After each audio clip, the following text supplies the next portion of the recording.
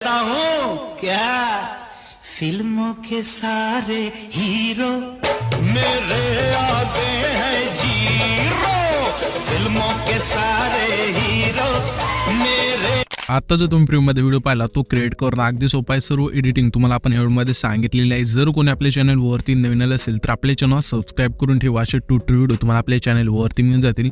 हा जो व्हिडिओ आहे तो आपण CapCut मधून क्रिएट केले आणि CapCut आहे ते आपल्या टेलिग्राम चॅनलवरती मिळून जाईल. आणि ह्या व्हिडिओचे जे पण ऑल मटेरियल आहे ते सुद्धा आपण आपल्या टेलिग्राम चॅनलला देत असतो. लिंक तुम्हाला टेलिग्राम चॅनलची खाली मिळून जाईल.